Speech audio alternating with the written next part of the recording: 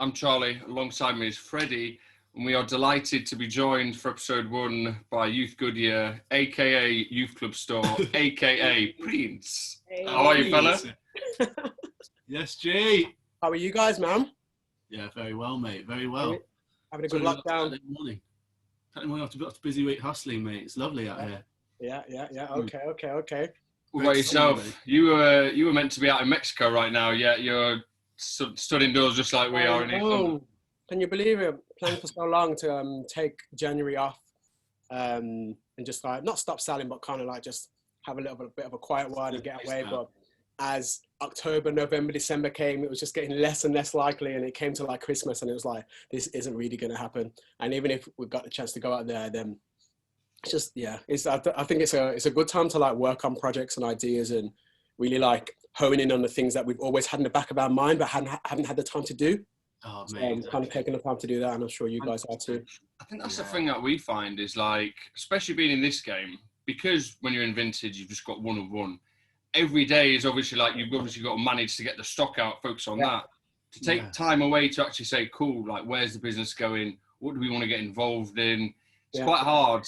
Mexico Beach would have been a good time to actually do that. Yeah, but the 2 degrees and rain is what we'll have to take at the moment. Yeah, exactly. just to stand on top of the stock and keep it at a high level takes a lot of effort. 100%. That in itself is a big job. So doing progressive things and building your brand identity, I think is it's a lot, man. It's a lot. I find it to be a lot. And even then, you've got to think about, like, even when you get the stock sorted and you start to get all that nailed down, then you're like, how do we get this all out? How do we like it's the ugly side, like photos, the all of that, bro. It takes its time. So this it's like the first time we've actually properly come up for air in like about a year, I'd say now, just in January. Like, obviously getting everything processed. I can imagine. Like trying to actually think about the year ahead, which is quite nice, but it seems like everyone else is sort of doing that around this time of year, so it's like it suits the lockdown pace of life a bit, doesn't it? Well, I think so. Last year's plan was just out the window by about February. We were chatting to you. We're in the same position as we were a year ago. I know. We were we'd booked flights to go to America for our first trip, so like buzzing about that. That then goes out the window. And obviously we'd been like holding back loads of cash to obviously get all this stock when we're out there. And then that doesn't happen. And then it's like, all right, we actually can't go anywhere right now. You've got to completely rejig what you're going to do. It's fun though. It's been an interesting year. How was the past year for you with everything? Past year's been good. It's actually been really busy. I think for the last 2 years I've concentrated particularly on selling wholesale. Yeah. So the clients that I work with selling wholesale, constantly like buying stock and doing bundles and sending it out to them. So that's been busy. I think for online retailers, it's just been like incredibly. It's been a catch-22 because it's been difficult in vintage to get the stock, because what happens, as you know, when lockdown happens, the flow of clothes stop. Yeah. Suppliers can't get items because people aren't given the clothes away or whatever, so the flow stops, so it's difficult. But everyone's at home on their phones, like wanting to shop, which is difficult because we want to take advantage of the situation. So that's the funny thing, isn't it? Because you don't realise that everyone's like, oh, must be great being online, must be killing it. And it's like that principle, yes, but obviously behind the other side of things, the supply of it is just being a completely different headache. And you're exactly the same as us. We'd always go out on buying trips, jump on a plane. I mean, when you come back, there's going to be clothes on the way. I mean, it's quite an easy one to do. Obviously now it's like, right, how do we get all these clothes without leaving the room that we're currently in, and also make sure that you don't end up with a load of shit? Exactly. I think that's been one of the... Exactly. It's a whole different ballgame, isn't it? I think that's been one of the good things to come about from it, to be fair, is like, it was this time last year, the industry was so different. Like, if you're trying to get your supplier to do like a video call or send you photos, it'd be like, bro, what are you saying? Like, come out here now. Yeah. Be like, okay, fair enough. Yeah, you'll be there. Now, at least, like, even if it's just like more sustainable for us, just to be able to like, you can get clothes, you can have those networks, those connections, still get clothes without necessarily leaving the studio. I mean, that part of it has at least been a big bonus for us, as well as obviously missing the trips and to be honest, I think especially when you're growing like you guys are at the rate at which you're growing, it needs to be essential that we're buying not just when we're going out picking across Europe, but when we're in the studio, like on days like today, you have photos sent through. I think both parts are like really, really important when you're growing, you know, and you're trying to do like 50, 100 items a day, whatever, a few hundred items a day. 100%. Just, yeah. In terms of like you mentioned you're sort of focusing more on the wholesale side of it, like kind of like what sort of inspired that move, and like how different do you find it now to kind of how you were kind of running your vintage business before? Well, I started on Depop 5 years ago. And I was, a top seller on Depop, had worked with them closely, worked with them on some campaigns. Through that, did some like BBC work, BBC show called Dead Stock that came out on BBC Three. Check it out. Check it out, BBC iPlayer, Dead Stock. So worked with Depop, got through that, was doing Depop for a long time. And I think as things started to change on Depop, as, time, there's golden eras for everything. And as things started to change on Depop, and also the way the prices for buying changed, I felt like it kind of slowed down. And at that time, I had a lot of people coming to me for wholesale. So I basically just capitalized on that and just started doing some big numbers in wholesale, like, 500 piece orders, 1,000 piece orders, even a little bit more than that. And as that kicked off, and I've helped like some companies grow quite significantly, like the quantity of stock and the quality of stock. Through that, I've just kind of like consistently kept doing that. But I've also got like I've probably got like almost 2,000 pieces of just like rare archivey type of stuff that I'm holding back, as Charlie's seen. So I'm really looking to get that online soon and continue doing wholesale too. There's a lot of fun in there. It's a lot of fun to be had. It's interesting though, because like obviously you've always been kind of like handpicking, just like we have. Have you been pretty much handpicking all your wholesale for your clients? Because that's obviously where I handpick everything. I've very rarely, probably 1% of the time, have done WhatsApp or whatever. I just handpick, man, and that's why I get the stock that I do, because it's just, when you're handpicking, you're there and you're opening a bale fresh, you're picking bits out. It's different to like what you get on WhatsApp or wholesale is like the biggest issue, I guess, for everyone at the moment, and especially everyone starting out. Everyone looks for kind of like this golden ticket that a wholesaler's just going to send you literally everything that you need and keep on sending it to you. And naturally, wholesalers a lot of the time will chuck you a bale, which is already pre-graded. So there's always going to be that area of shit in it that you've got to try and shift. But how do you kind of like, I guess like network yourself to like as a wholesaler? Like how do you kind of get yourself out there to different businesses, or do you just sort of work with like a selection of clients which you're kind of used to? Good question. I think, the wholesale thing has just come really organically, and it's grown in a way that's been natural, I think, because of like the level of stock, that I get, and the level of stock speaks for itself. So the clients that I've kind of worked with have been just through word of mouth. People have saying like, youth gets this type of stuff, hit up youth, and then if they're happy with the stuff, which they usually are, then they're like, okay, can you get more? And as you know, in this game, it's getting quality and quantity at the same time. Look, everyone's shaking their head, mate. It's not really possible. So if you have someone that can do that to some degree, get a lot of items and quality, then that's the golden ticket. But also as well, with, as you were saying about wholesalers, there is no golden ticket. There's no golden wholesaler. You've got to go to different places, and different places are better for different types of clothes. It's quite practical, isn't it? You've got to really be out there. Yeah, relationship management is just kind of everything in that game, especially cross cultures. Yeah, that's always tricky. Yeah, I think that's what a lot of people might not realise, is that there's not one supplier just for everything, and it would be amazing if it was, like, especially in vintage. If you want to scale, you have to be buying from all over the world, loads of different people, and just, I mean, obviously it does depend, you know, on the type of business you want to run. Yeah. You know, there's still a massive opportunity for people to come in and just be like, cool, everything on my website's £15, or, you know, something to that extent, by just buying it in bulk from different suppliers and then just, you know, doing it that way. Because I guess everyone does have a different approach to it. You know, you see at the moment so many businesses popping up who are just kind of like specializing on one particular area. I think that's okay, but when you want to scale, that's when it becomes tricky. You know, just wanting to do design, or just wanting to do Nike, or, you know, whatever it is. I think it's important to keep your keep your brand open. I mean, look at you guys now. You guys are doing podcasts. I'm sure you're going to go into doing other things, maybe events, you've done pop-ups. I think if you can keep your brand, have a core identity, but also be able to lend that identity to different areas, then you'll always win, because you'll always be adaptable. Spot on, bro. And was that part of your thinking when you moved away from just fully focusing on Depop, or did you think you could still create that brand on Depop?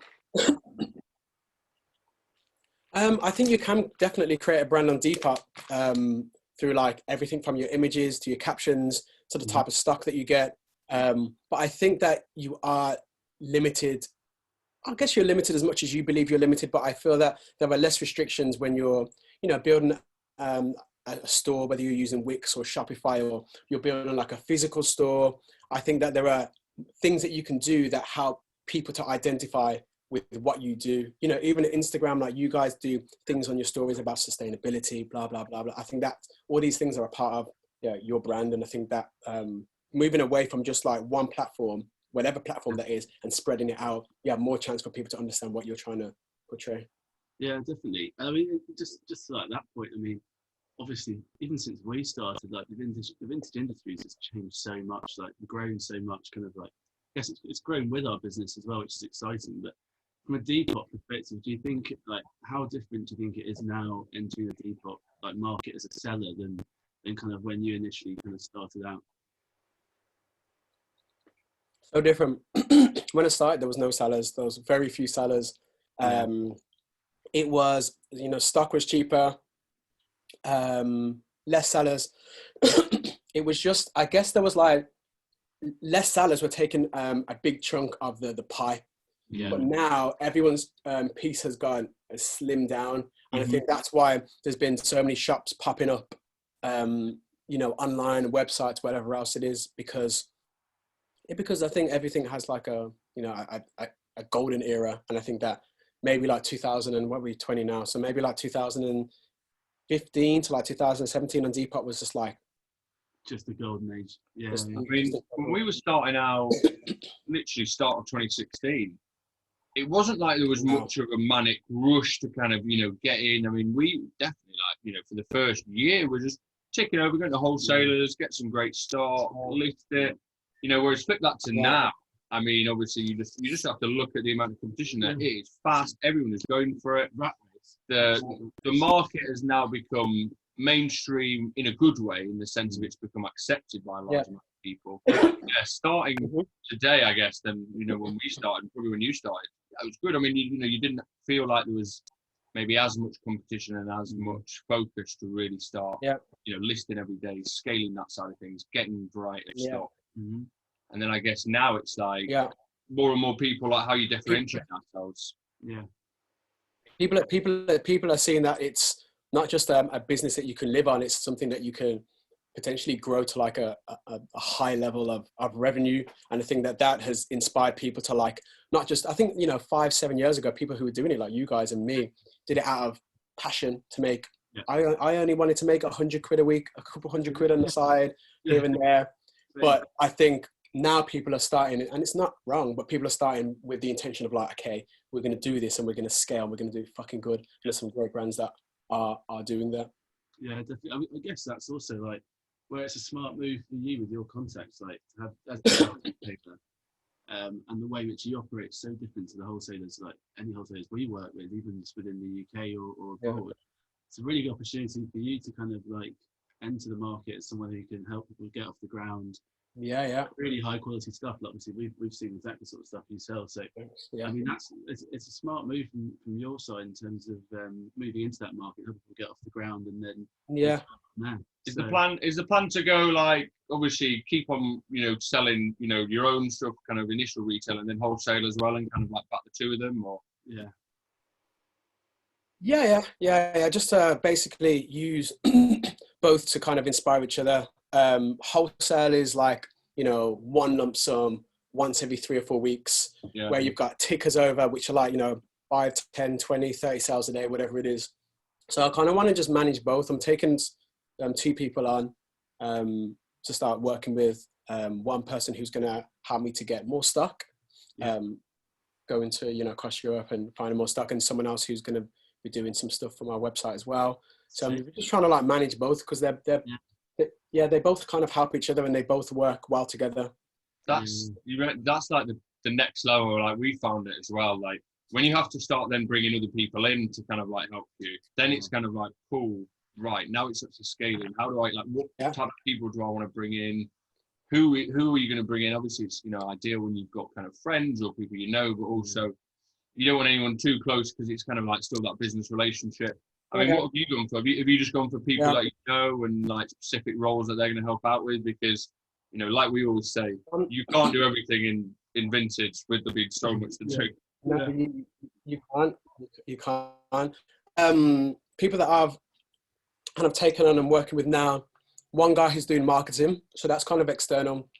He's been paid to do the marketing for us, so he won't be like in the studio. And the other person is my brother. So my brother's going to be out helping me kind of find more stock, get more contacts, and just be able to that's dangerous. You two on the road out in Europe now. Yeah, mate, that's about 2 weeks me, and then 2 weeks him, and then 2 weeks me, and 2 weeks him. Just bounce back and forth. Love that. Scooping up all the fire. yeah, exactly. I mean, how are you finding? Like obviously, we've spoken before with you about how like you go international to try and pick up bits. Obviously, like since you've been in vintage, you've travelled like, all across the world. And like, are you kind of missing like getting out to sort of wider like Asia and Americas kind of areas, or are you sort of like looking to focus your sourcing around Europe, or how are you? Good question. I think for now I'm content with really like just taking over like Europe and focusing on that, because there's still so much. Although we've all done a lot in Europe, there's still so much more to find and source. So I think as of now, I'm just going to continue focusing on Europe and trying to get the right prices as well, because that's always a task, isn't it? And then eventually I want to go back to like Asia, where I was like the year before last, 2019, and start sourcing there again. But I think for now, definitely Europe until that's solid. Once that's solid, then I feel like I can start moving about, and maybe my brother can start doing the same as well. I love it. That's the crazy thing that we found is like prices from when we started to the prices now on both ends in terms of what we're buying for has just gone through the roof. Obviously I suppose the worst thing with lockdown is suppliers now are looking on Depop and they're looking on these websites, and now they're just actually hanging on this for that. So then you've got like a complete shift of the power almost of them, wanting to know exactly what prices there are. And I remember back in the day, they wouldn't give a shit what they were selling. It was just one price for all. Now you've got completely different, like educated people around, which is a lot harder. 100%. I went in my mum. I think I told you guys recently. I went in my mum's loft, and I just used to put all the dead stock there. And I went back there over COVID in March last year when it was lockdown. I was like, oh, I've got about 1,000 items in my mum's attic, all trash. But I went up there, found like a box of Stone Island that I'd stashed, some Stone Island pants that I'd stashed, loads of this like kind of basic sport, but just like decent stuff that could flip. And I was just like, wow, like back in the day when all this was super, super cheap, it was just like, mumsies. Yeah. You can't beat that, that. man. You can't beat that. Who needs an ISA when you put a box of Stone Island upstairs for 5 years? We all should have invested all of our money 10 years ago in getting all of the stuff that you guys are wearing now with these sweaters, and just kept them in our loft up until now and been like, hey guys, you would have killed it. Yeah. I think to be fair, I think it's an important point which I made in terms of like suppliers knowing the cost and price of everything now, because I feel like a lot of people from the outside, and some which we found, like obviously when we first started, you were charging kind of 45, 50 quid for a sweater, like even a really nice sweater. Now people are like, especially followed us for a while, I'm sure a lot of other vintage companies, like, are now like, I don't understand why these sweaters are now sort of, you know, perhaps around the sort of 80 to 100 mark. But that kind of cost gets put on us as well as just us kind of taking advantage of the way the market's moving. It's very much like that starts from the supplier. It's not just us being like, oh, there's a hype on a Nike sweater. The hype starts at the supplier, which must be quite a hard it must be quite a hard thing for you to manage as a whole thing as well. It's super hard because I am a middleman.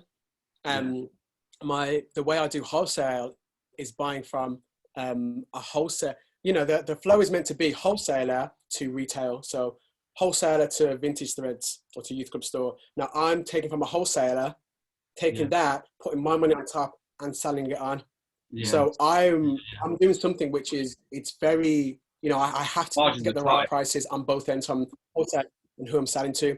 But also that helps me to make sure that when I'm setting up youth club store, I'm doing a website, which we're in the process of doing now, that I'm getting the right prices and people know that when I'm out in Europe sourcing stock, that they know what I pay and they know I'm not to pay over this much. So I think that helps. And one thing I wanted to mention as well, I feel like 5 or 7 years ago, vintage was secondary to like brand new Nike or brand new Adidas. Now it's not seen as a secondary thing. This whole idea of like secondhand clothes isn't, so now it's vintage, it's rare. It's like that, you know, the Adidas street ball sweater that Fred's got on now. You can't buy that. If you like that, you probably can't buy that anywhere. So that's like an 80 quid sweater or whatever it is. So I think people are understanding that it's shifted. People's ideology of what. Understand the rarity of certain pieces that you pick up, and that's why you have so many people who have such massive archives, because you come across a piece and when you picked it, you know that, like, you know, it's taken me 5 years to get, you know, to be in this position. So that's why I just think pieces that I've known for years and I've never found. It's also one of those, I think, like people actually love the genuine quality of vintage stuff, whereas like the new Nike stuff you make, it's got that sort of like slightly almost shiny, a bit new. Like when you actually put a vintage polyester, the quality of it, and the way it was made back then, I think there's more appreciation for that. Because you see stuff now, like we were chatting about the other day with the Nike Challenge Court series, which Nike have just brought out, and it's exactly the same designs as they had in the 90s. Like literally, we've got really here, and they're just bringing it out with like, new labels, like, new materials, but. Looks too new, doesn't it? It needs 10 years out and about, thrown around a bit to bring it to the level. 100%. Just the quality. I mean, you know, a lot of these sweaters that we're wearing as well, some of them were made in like Ireland or made in England. I've seen, you know, now everything's kind of like made in, I don't know, just made not with the right kind of like quality at heart. Some of these sweaters that we're wearing are like 50 years old, man. You know, from the 1980 or whatever, or 1970 even. Yeah, even so it really, I think people are understanding the true value of vintage now. I think people are really actually coming to terms with it's better to buy a sweater that's like vintage than a new sweater from Nike. 100%. For so many reasons, and like, you know, just the fits are different. Obviously, the history that goes into all the pieces. I think more and more now, so many of the items have like the date stamps. You can understand like the era that it's been from, why it was made, and like you have that now, but obviously it doesn't seem as much because now you're in the moment, you know. So it's definitely that's what they've done so well in America as well with all the date stamp stuff, and also I guess like the best thing for us is like how people are now starting to think about their choices being more sustainable. And that vintage story where, like, we've always said we don't want to print anything which we sell. So even like our T-shirts, for example, which we're bringing out at the moment, we want to be printing those on like vintage blanks and stuff, because people now, you see a lot of sustainable brands really coming through, but obviously vintage just by heart and by nature is so kind of sustainable. We've always had our kind of be green wear vintage sort of. I mean, great timing for that. And sort of promoting. With vintage, we don't have to. We don't have to greenwash our brand and pretend that it's like, you know, we're you know, in its essence, the fact that we're taking something that's going to be going to landfill potentially and putting that on someone's back, making that person happy, and also building a business out of that and a brand, it's like, you know, it speaks for itself. You know, we don't have to pretend that we're, you know, that we're H&M or, you know, trying to, you know, save the planet or whatever. It's just in the nature of what it is. It's, that's why we're seeing all these, you know, bigger brands just fading away. Like you see Topman. I mean, they've got a vintage section in their shop, and then you're kind of thinking like, well, people are not going to go into a fast fashion, you know, outlet to then buy vintage. I mean, it's just makes no sense. Right. Well, you know, one of the questions that we always get, like on the pages, DMs, people are always just kind of like, you know, I'm thinking about setting up a vintage business, you know, whether it be clothing or something, you know, furniture. They always ask for tips, and you know, that's kind of partly one of the reasons why we wanted to start making a few podcasts, to be able to get people like yourself in.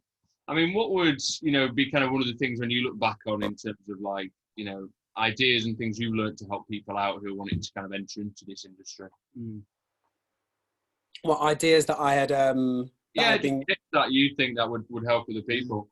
I guess it's quite difficult to like kind of like step my brain back into an idea of like not knowing the knowledge that I've picked up for the last 5 or 6 years selling, and also being a customer as well. I think being a customer helps a lot because you know what you like. 100%. So I think have an idea of what it is your intention is. Are you out here trying to make money, which is also cool? Yeah. Or are you building? Are you trying to build a specific brand, or are you just trying to sell things that you're into, whether it's like Stone Island or whatever else? So I think setting your intention for why you want to do it helps you to then create your brand. Okay, I want to set up a brand that has this type of look, or you know, girls designer, or you know, 80s girls, 90s men stuff. Yeah. And I think from that point you can start to grow your brand identity. And I think brand identity is a continuing form, and it's always added to. I think it's not something that happens straight away. You know, I'm sure that back at you guys' first website or logo or whatever, it just constantly grows. So I think first off, start with the intention. That's probably the most important thing. Like, why do you want to do it? I think that's one of the hardest things as well, because so many people are kind of just like, oh, I see these people selling these sweaters for, you know, £100. I want to get in that. It seems like easy money, but then it's kind of like the wrong reasons to be going into it. And especially for vintage, there's so much goes behind the scenes that you don't see, that people put out there. And obviously it's great when you're out picking, but the behind the scenes, obviously a lot of work. And, you know, especially when it's getting more complicated in terms of sourcing, having a niche, like you were saying, to be kind of specific on something, you know, whether it's just selling everything super cheap or whether it's just selling purely reworked pieces, allows you to understand when you're speaking to people, this is what I do. Like, there's obviously people who just sell Stone Island, just sell Montclair. Harder to approach, but you know exactly kind of who your audience is, how you go about building a brand, how you source the stock. Yeah, definitely. And I guess now is, well, it's hard for us because now setting up a vintage business is completely different to when we pretty much, you know, started at the same time. You know, it was like a little bit easier to go into, whereas now it's obviously quite a segmented, you know, market. It's getting that way. It's trying to, how do you differentiate? And that's where your brand identity really kind of fills into that. Yeah, I agree. I think, well, I'm trying to think of other tips that I'd say to people. I think one of the questions you probably get asked, I'm sure you'd get asked every day, is where do you get the stock from? And people think that this is like a really like the most important question. And it is important, but I think it's important to note that just because I get my stock from A, you get your stock from B, someone else gets their stock from C, there is no one place that is a one-stop shop for stock. And I also feel that, like, in not sharing the specifics of where we get our stock from individually, it enables other people to go out there and find their own suppliers and go to different countries. There might be, you know, places in Asia or places in, you know, Eastern Europe or wherever it is. And you might start up a whole new thing by going there and exploring wholesalers there. So I think that it's important for your brand for whoever's listening to this, for your brand to have its own identity, go out there and find wholesalers, charity shops, whatever it is that makes sense for you, and not try and be, we always kind of want to be like our peers, but in fact, just step it back a little bit. Okay, what do I want to do? What the fuck do I want to do? And then work from there. And you'll have something that's unique and identifies, your personality. Definitely. I think it's interesting to say that, because I think like, when I think back to when we first met you at that market, what was it, like two years ago or something like that? Yeah, maybe about a year and a half, 2 years. Yeah, like I remember thinking like one thing which I really took away from that was like how good you are at getting yourself out there, whether that's like in the market with other people working in vintage, or whether it's getting out to new suppliers, everything like that. And obviously you had a great experience by doing your show and presenting on that. But I think that's often something people struggle with before they enter the market. Is like you're taking a bit of a plunge where you're like either you're all in or there's no point doing it. I think like that was something which I think we both took from meeting you first, and is like how you can bounce around, you can like stay light-hearted, and like you can always bring a vibe to any situation. I think like that's obviously been great, like really propelled you in your vintage career. I think that's something which people should like think about when they're entering vintages. Be prepared to get yourself out there. Don't just stay there with a box of shit. Absolutely, Freddie. Like, be willing to network and speak to people. For me, it's something that has been a part of me since I was a child, like, or a young adult, like 15, 14. I'm just approaching people and see what they do and see how I go to a situation and I try to understand how I can help you. I think when you go into situations and you're like, what can I get? Like, give me a surprise or give me this, whatever it is in life. I feel like the energy comes wrong. But if I'm coming to you like, hey, how can I help you guys? Okay, can I sell you this? Are you interested in this? Or maybe I can give you this link or whatever. I think when you are coming with your heart offering, you will always receive good energy back, which enables you to grow and other people to grow. It's like, a unison. Yeah, you gotta kind of, in those situations, you gotta have something on the table to be able to kind of like offer rather than just take it all the time.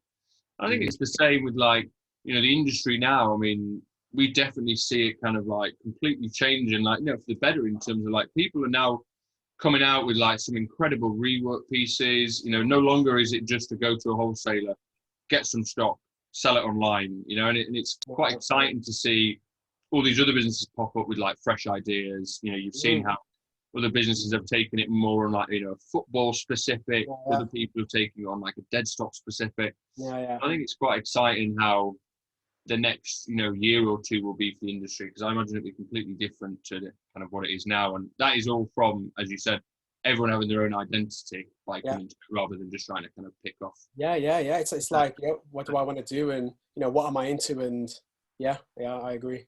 Definitely. And I think it's like you can't look at everyone else's competitors, which I think is what you might usually do in some industries. You'd go in and be like, right, I'm selling football boots, they're selling football boots, we're a competition. Whereas actually, I think if you look at it in terms of like, where's my space to win within the market? Where's my opportunity to do my, not have to like take everyone else out of the game. It's just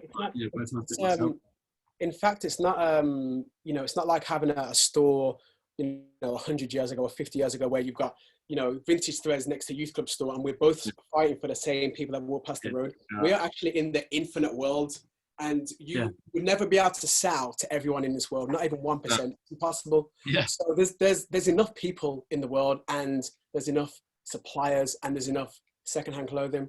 Actually, I know a guy who runs kind of like education on clothing, and he told me that he believes that only 20% of clothes that get manufactured and sold get worn. So basically, we're only using 20% of the clothes that we're manufacturing. So 80% of the stuff is either burnt, it's either dead stock, it's either lost, it's either ripped or messed up or whatever. So that there's this the idea of there's not enough to go around is false. And in fact, like we stop ourselves from growing if we have that mentality within us. 100%. And especially now, like vintage as a whole in terms of industry, and that's obviously clothing and home furniture and everything else. That's the industry that is growing, and everyone who's involved in it is helping that kind of shift. And like all of us.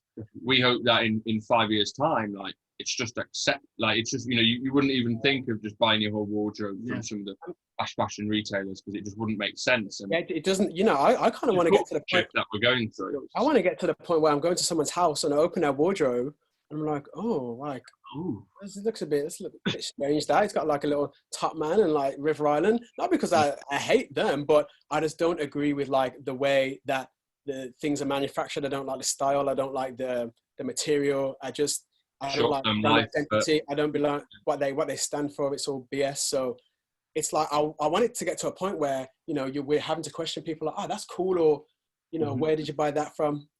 That's kind of what I think is important as well. And going back to what one of you guys just said now, the bigger task at hand isn't just putting numbers in the bank. In me having a vintage store, you having a vintage store, and us inspiring someone else to, we're actually spreading this idea of, we don't have to keep making things on this fucking planet, messing stuff up. Actually, we have enough of everything. So why don't we start trying to be more efficient with what we already have than creating more and just making this mess even worse than it already is?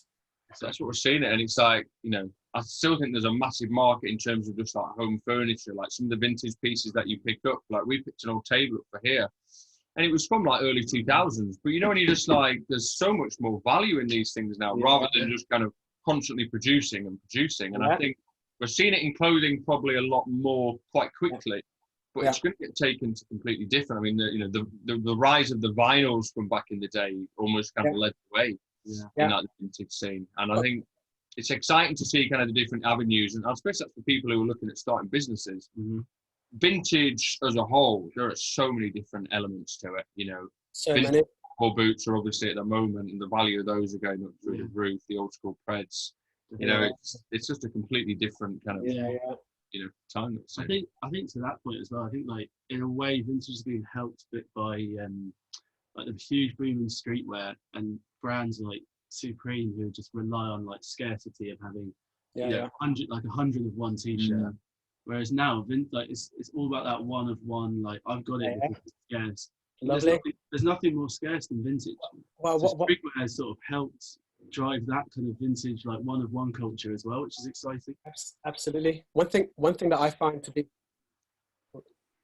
sorry, it broke up there.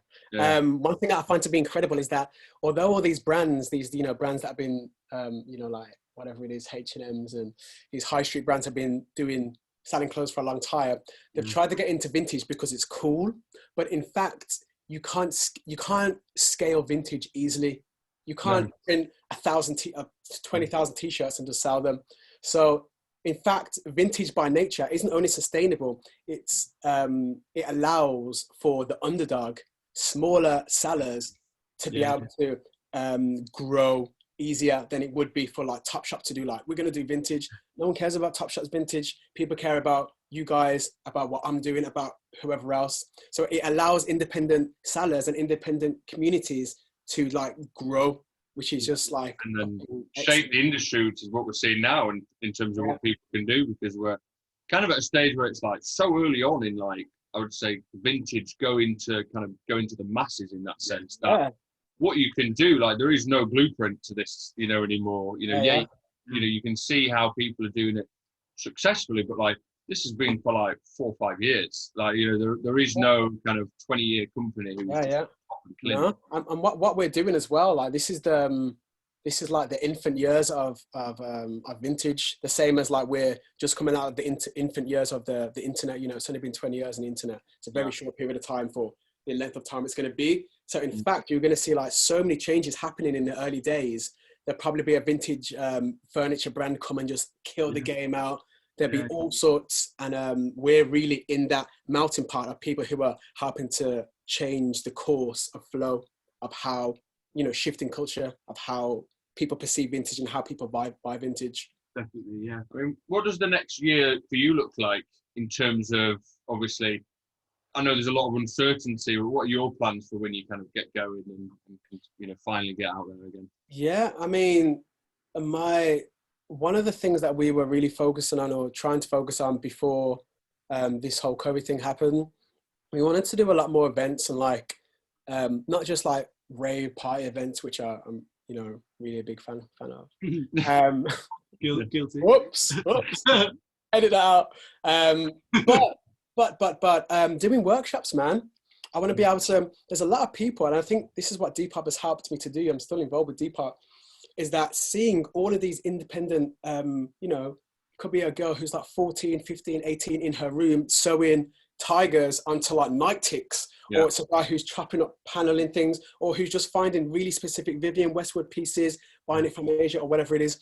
It helped me to understand that all of these people that are already part of a community, I think that it would be nice to have these people together in spaces where it allows for these things to happen. The same way I met you guys at the market, I'd like to create workshops for upcycling, workshops for helping people to start brands, workshops for everything, and how to kind of like infuse people together and hopefully to help people become inspired. Because I think one of the things that we can do the most, and it's probably why you guys are doing this now, is to inspire people, because we were inspired by someone, and if we can like allow some of our knowledge to someone else, then they can pursue their thing. That's sick, bro.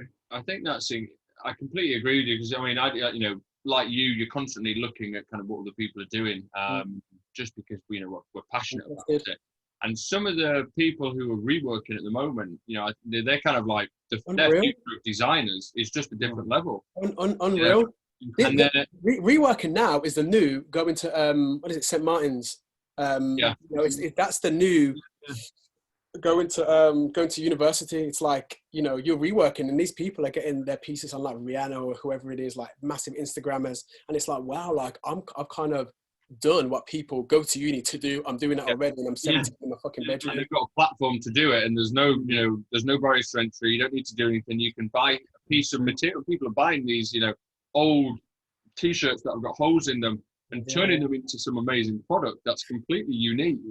It's mad. I think in terms of like trends, what do we see coming out of this year? I think this will be the year for like where people are starting to see some incredible rework pieces.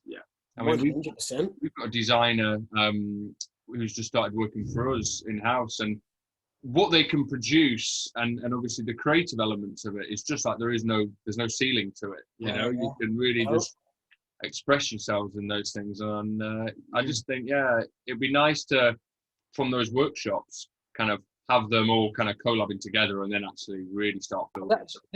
The idea is in these workshops, which is just like one aspect of what I want to do in the future, is actually to bring the new AGR knits, or the new people that are doing reworks, the new Emma Bruins together, and help them to kind of get to where they need to be, and hopefully to be able to share information and help collabs start to happen.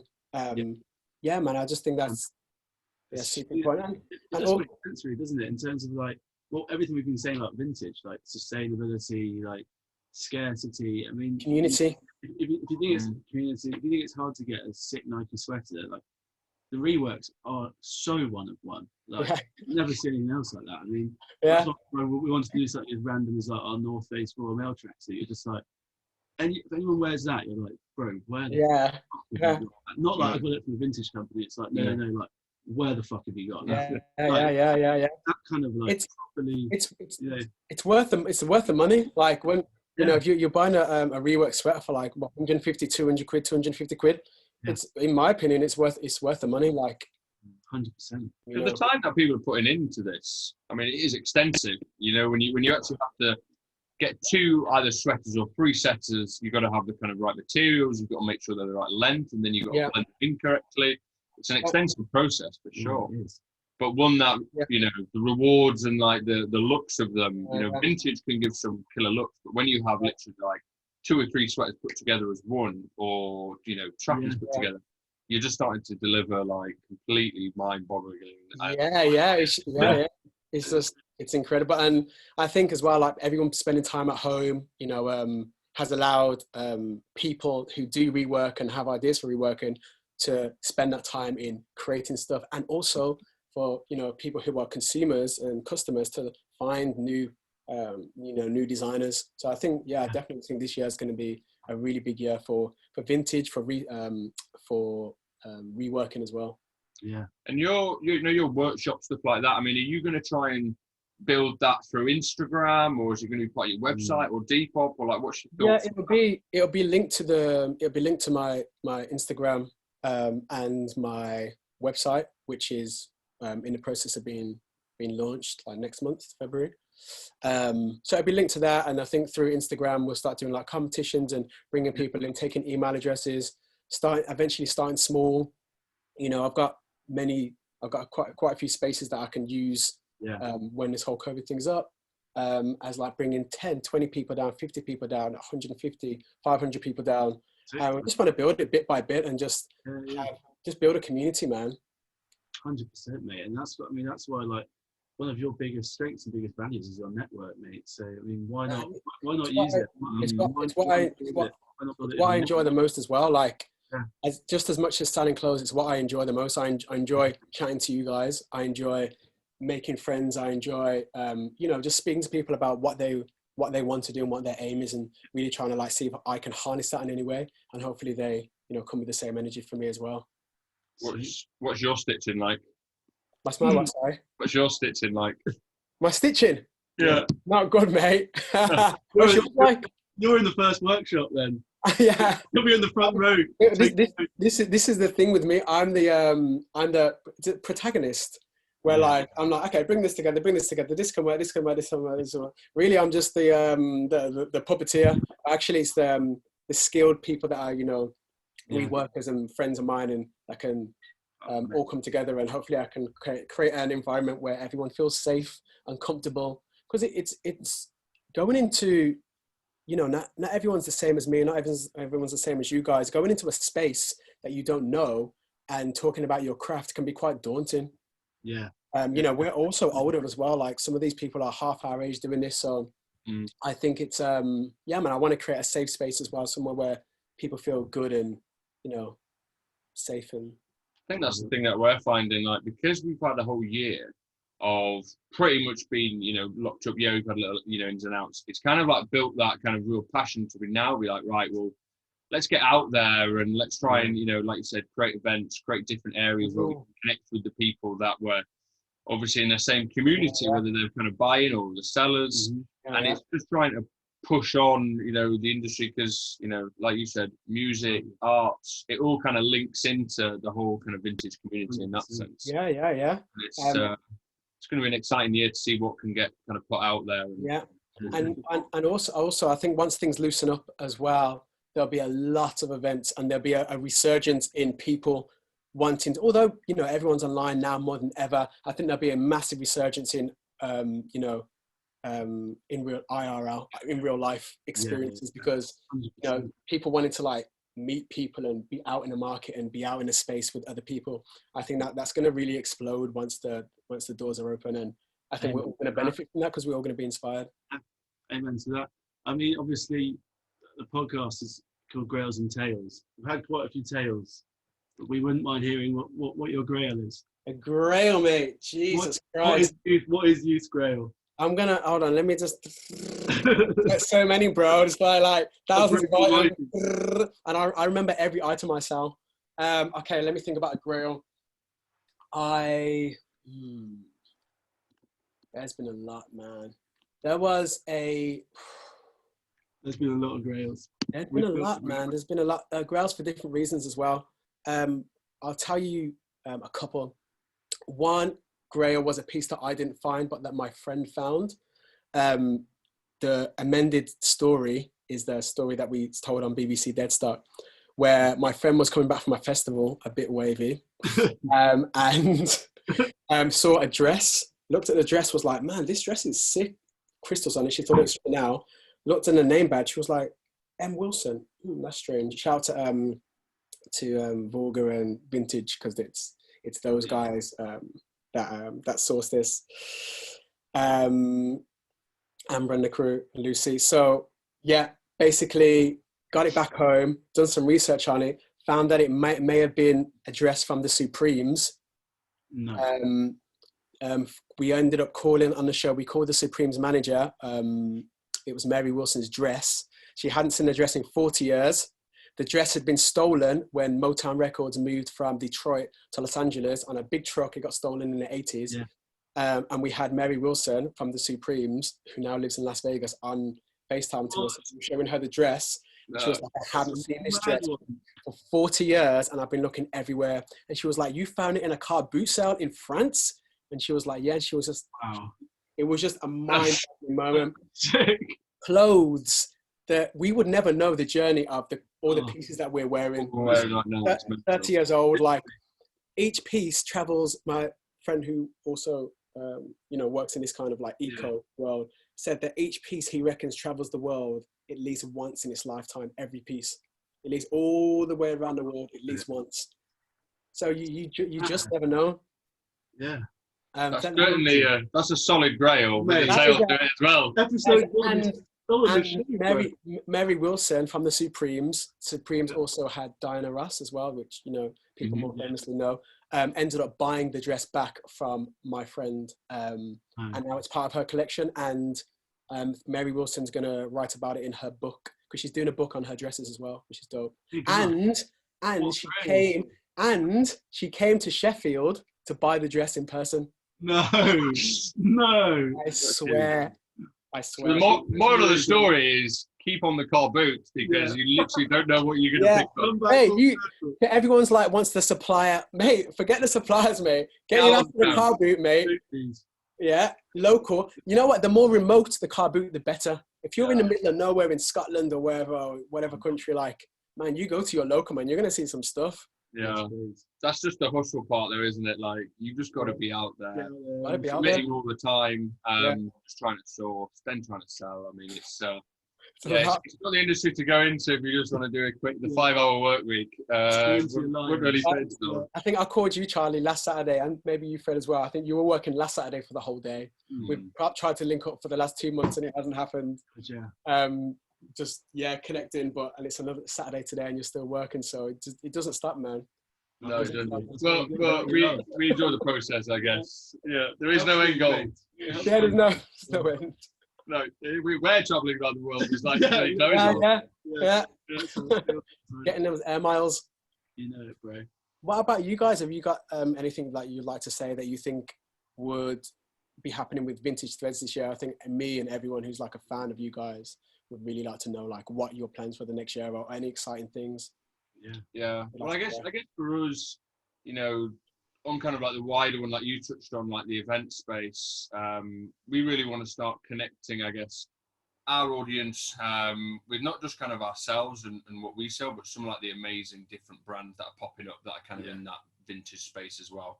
We're lucky enough that we've just started releasing our watch collection, and for us, the vintage watches that we do, like you need to see those in person, like you need to put it on, you need to know about the history of it. There's only so much a website can do to give you that kind of story and culture about it. So that'll be kind of like a big ploy for us. And then I guess we were touching on the rework bits earlier. Like we dropped our first collection last December.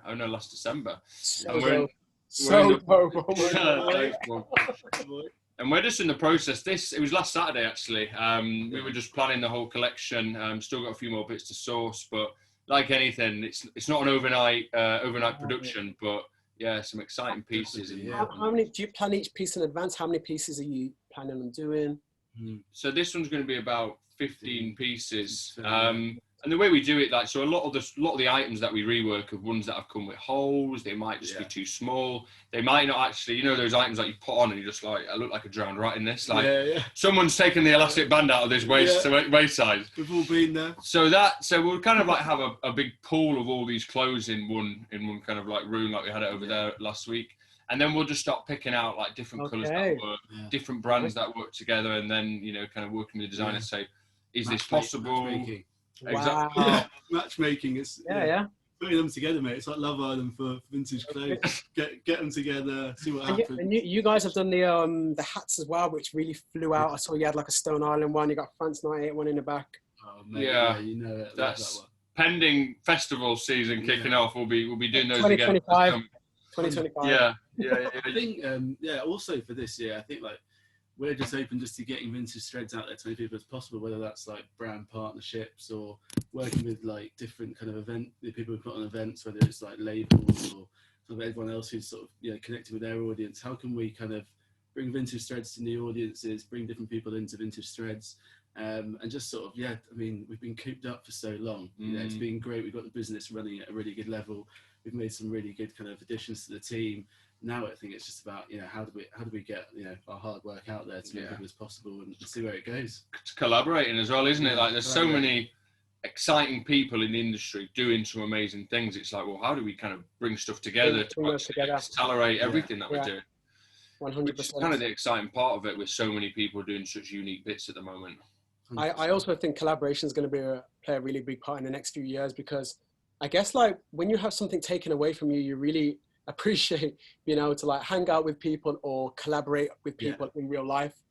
So I think that, I think that's going to be something that is going to be big, you know, partnerships between different brands. Definitely, bro. 100%. Well, we've been going for just about an hour, so it's been an absolute pleasure. I don't think this is going to be the last chance we have you on to chat. Plenty more stories. See you next week, lad. See you next week. But for everyone listening, where to catch you on socials? Yeah, my socials. Well, my name's Youth Goodyear, Youth ID. So it's at youth_i.d, at youth_i.d, and then my Instagram is Youth Club Store, and our website's launching February next month. And I've got 4 years worth of Grails that are pending. And I went through them yesterday, and it was horrific the amount of Grails I've got.